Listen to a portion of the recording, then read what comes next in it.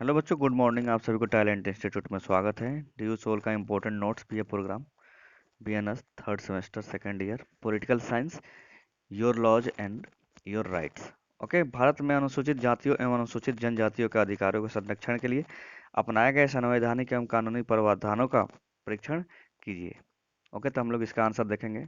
ठीक है बच्चों, तो मैं पहले की तरह फिर बोल रहा हूँ कि आप लोग चैनल को प्लीज़ सब्सक्राइब कर लें आगे के हेल्प के लिए। आप लोग बहुत हेल्प मिलने वाला है इस चैनल से, तो सब्सक्राइब कर लें। और अच्छा लगता है तो आप लोग वीडियो को लाइक्स करें, कमेंट्स करिए और अपने दोस्तों में ज़्यादा से ज़्यादा शेयर करिए ताकि कोई भी दोस्त आपको आपके छूट ना पाए। ओके बच्चे, चलिए इसका आंसर देखते हैं हम लोग। ठीक है, तो ये रहा क्वेश्चन और ये रहा आप लोग का आंसर। राज्य के नीति निर्देशक तत्व के अंतर्गत अनुच्छेद 46 में व्यवस्था है कि राज्य जनता के दुर्बल वर्गों के विशेषतया अनुसूचित जातियों और अनुसूचित जनजातियों की शिक्षा और अर्थ संबंधी हितों की विशेष सावधानी से अभिवृद्धि करेगा और सामाजिक अन्याय और सभी प्रकार के शोषण से उनकी संरक्षा करेगा। संविधान का अनुच्छेद 46 प्रावधान करता है कि राज्य समाज के कमजोर वर्गों में शैक्षणिक और आर्थिक हितों, विशेषतः अनुसूचित जातियों और अनुसूचित जनजातियों का विशेष ध्यान रखेगा और उन्हें सामाजिक अन्याय एवं सभी प्रकार के शोषण से संरक्षित रखेगा। ओके बच्चों, तो आप लोगों के लिए बहुत मैं मेहनत कर रहा हूँ, तो इसलिए वीडियो को जरूर लाइक्स दें और वीडियो को ज़्यादा से ज़्यादा शेयर कर दें अपने दोस्तों में। ओके चलिए, शैक्षणिक संस्थानों में आरक्षण का प्रावधान अनुच्छेद 15(4) में किया गया है, जबकि पदों एवं सेवाओं में आरक्षण का प्रावधान संविधान का अनुच्छेद 16(4), 16(4) क और 16(4) ख में किया गया है। विभिन्न क्षेत्रों में अनुसूचित जनजातियों के हितों एवं अधिकारों को संरक्षण एवं उन्नत करने के लिए संविधान में कुछ अन्य प्रावधान भी समाविष्ट किए गए हैं, जिससे कि वे राष्ट्र की मुख्य धारा से जुड़ने में समर्थ हो सके। अनुच्छेद 23 जो देह व्यापार, भिक्षावृत्ति और बलात् श्रम को निषेध करता है कि अनुसूचित जनजातियों के लिए विशेष महत्व है। इस अनुच्छेद का अनुसरण करते हुए संसद ने बंधुआ मजदूर प्रणाली अधिनियम 1976 अधिनियमित किया।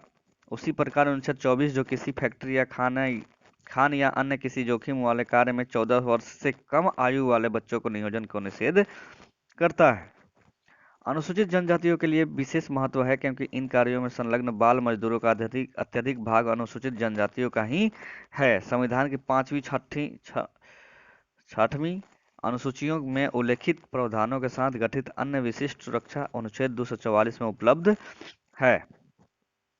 राज्य पुनर्गठन अधिनियम 1956, 1956 का अधिनियम 37 द्वारा 1956 में राज्यों के पुनर्गठन के फलस्वरूप उपयुक्त दो संवैधानिक आदेश अनुसूचित जाति और अनुसूचित जनजाति आदेश संशोधन अधिनियम 1956 दिनांक 25 सितंबर 1956 की धारा 4(1) और 4(2) के तहत संशोधित किए गए थे। राज्य पुनर्गठन अधिनियम की धारा 41 और बिहार एवं पश्चिम बंगाल क्षेत्र हस्तांतरण अधिनियम 1956 के 40 का अनुसरण करते हुए राष्ट्रपति ने अनुसूचित जाति एवं अनुसूचित जनजाति सूचियां संशोधन आदेश 1956 जारी किया। संविधान अनुसूचित जनजातियां आदेश 1950 को सूची संशोधन आदेश 1956 के आधार 3(1) के तहत संशोधित किया गया, जबकि संविधान अनुसूचित जनजाति भाग ग राज्य आदेश 1951 की सूची संशोधन आदेश 1956 के धारा 3(2) के तहत संशोधित किया गया है। अन्य पिछड़ा वर्गों के विशिष्टीकरण के लिए विभिन्न वर्गों की मांग के दृष्टिगत रखते हुए प्रथम पिछड़ा वर्ग आयोग कालेकर की अध्यक्षता में 1955 में गठित किया गया। कालेकर आयोग ने अपनी रिपोर्ट 1956 में प्रस्तुत की। आयोग ने अनुसूचित जनजातियों के भी अन्य पिछड़े वर्गों के शामिल करने की सिफारिश की थी। इसके अतिरिक्त संविधान अनुसूचित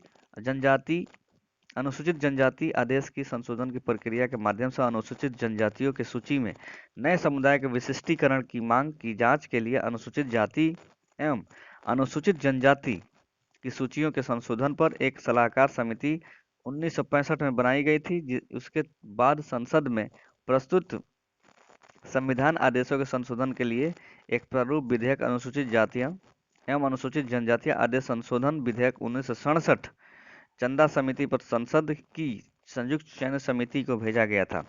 एक अनुसूचित जनजाति के रूप में पहचान करने के लिए एक समुदाय हेतु निम्नलिखित आवश्यक विशेषताएं स्वीकार की गई है। एकांत और दुर्लभ पहुंच वाले क्षेत्रों में जीवन एवं आवास का आदिम स्वरूप, विशिष्ट संस्कृति, बड़े स्तर पर समुदाय के लिए संपर्क करने का संकोच, भौगोलिक एकीपन और सभी दृष्टि से सामान्य पिछड़ापन। अनुसूचित जनजातियों की सूची में कुछ समुदायों के प्रवेशन के लिए मांग पर विचारण करने के लिए और उपरोक्त मानदंड को ध्यान में रखते हुए संविधान आदेश संविधान अनुसूचित जातियां और अनुसूचित जनजातियां आदेश संशोधन अधिनियम 1976 की संख्या 108 के द्वारा व्यापक रूप से संशोधित किए गए थे, जबकि कुछ राज्यों के संबंध में नए संविधान आदेश भी जारी किए गए थे। अनुसूचित जनजातियों की सूची में प्रवेशन या निष्कासन के लिए संशोधित प्रक्रिया। जून 1999 में अनुसूचित जनजातियों की सूची में प्रवेशन या निष्कासन पर दाव पर निर्णय करने के लिए निम्नलिखित औपचारिकताओं का उल्लेख किया गया है। केवल वे दावे जिन पर संबंधित राज्य सरकारें सहमत है, भारत में ही के महापंजीयक और राष्ट्रीय अनुसूचित जनजाति आयोग मामले पर विचार करते हैं। जब कभी राज्य संघ शासित क्षेत्र के अनुसूचित जनजातियों की सूची में किसी समुदाय के प्रवेशन के लिए मंत्रालय में अभ्यावेदन प्राप्त होते हैं, तो मंत्रालय उन अभ्यावेदनों को संविधान के अनुच्छेद 342 के अंतर्गत अपेक्षित सिफारिश के लिए संबंधित राज्य सरकार संघ शासित क्षेत्र प्रशासन को भेज देता है।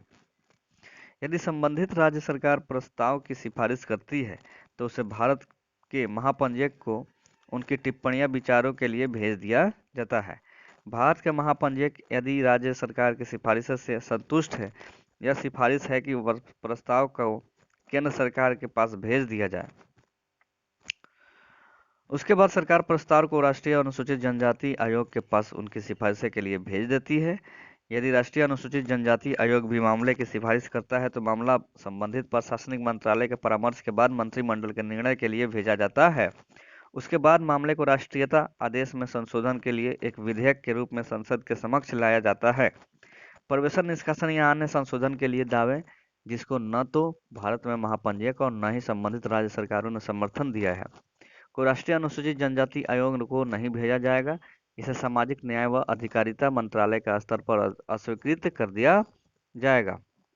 यदि राज्य सरकार और भारत के महापंजीयक के विचारों के बीच असहमति है, तो भारत के महापंजीयक के विचारों को राज्य सरकारों के पास आगे उनकी सिफारिशों को न्यायोचित ठहराने के लिए भेज दिया जाएगा। राज्य सरकार संघ शासित प्रशासन से स्पष्टीकरण प्राप्त होने पर प्रस्ताव को पुनः टिप्पणी के लिए भारत के महापंजीयक को भेजा जाता है।